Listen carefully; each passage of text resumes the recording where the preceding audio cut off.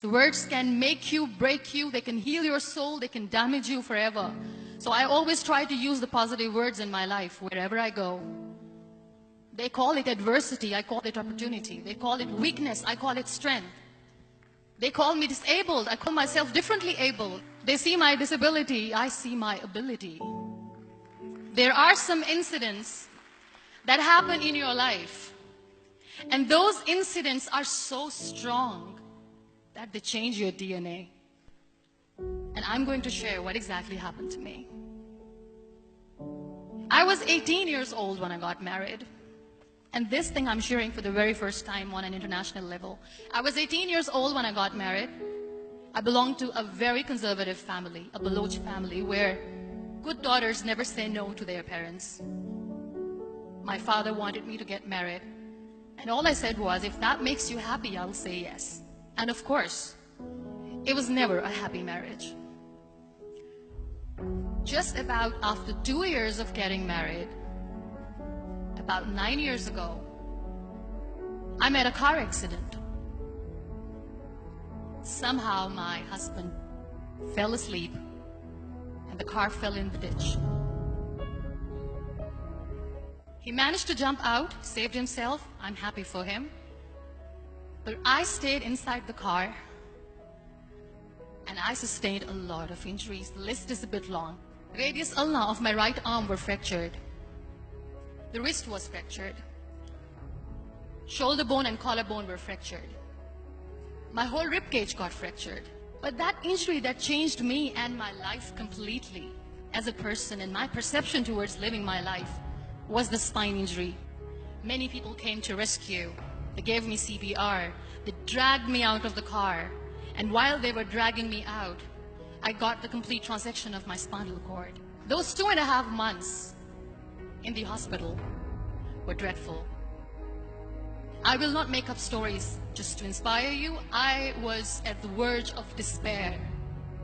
One day, doctor came to me and he said, well, I heard that you wanted to be an artist, but you ended up being a housewife. I have a bad news for you. You won't be able to paint again because your wrist and your arm are so deformed, you won't be able to hold a pen again. And I stayed quiet. Next day, doctor came to me and said, your spine injury is so bad, you won't be able to walk again.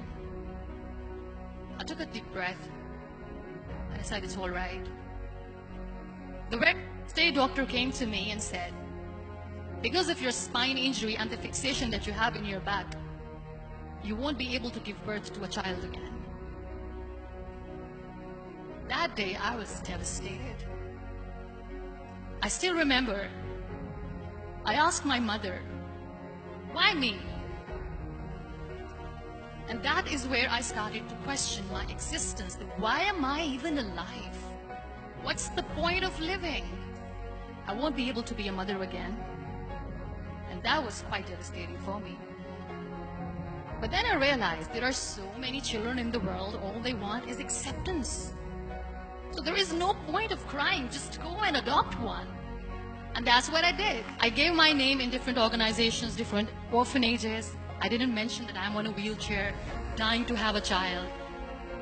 So I just told them that this is Muniba Mazari and she wants to adopt a boy or girl, whatsoever, but I want to adopt a kid. And I waited patiently. 2 years later, I got this call from a very small city in Pakistan. I got a call and they said, are you Muniba Mazari? There is a baby boy and would you like to adopt? And when I say yes, I could literally feel the labor pain. I said, yes, I am going to adopt him. I am coming to take him home. And when I reached there, the man was sitting and he was looking at me from head to toe. And in the back of my head, I kept thinking that, oh, he's going to say she's on the wheelchair. She doesn't deserve it. How is she going to take care of him?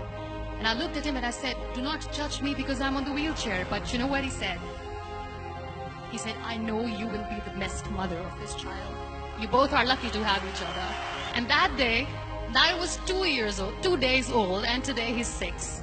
You know when you end up being on the wheelchair, what's the most painful thing? People think that they will not be accepted by the people because we, in the world of perfect people, are imperfect.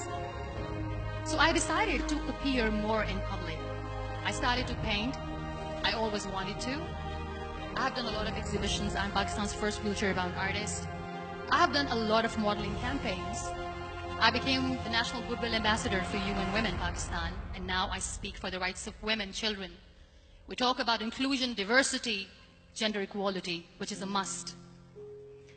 I was featured in BBC 100 Women for 2015. I'm one of the Forbes 30 under 30 for 2016. We have this amazing fantasy about life. This is how things should work. This is my plan. It should go as per my plan. If that doesn't happen, we give up. So my dear friends, let me tell you one thing. I never wanted to be on the wheelchair. Never thought of being on the wheelchair. I was always aspiring to do bigger things, but had no idea that for that I have to pay the price to be where I am today. It's a very heavy price. It is okay to be scared. It is okay to cry. Everything is okay, but giving up should not be an option. They always say that failure is not an option. Failure should be an option, because when you fail, you get up, and then you fail, and then you get up, and that keeps you going. That's how humans are strong.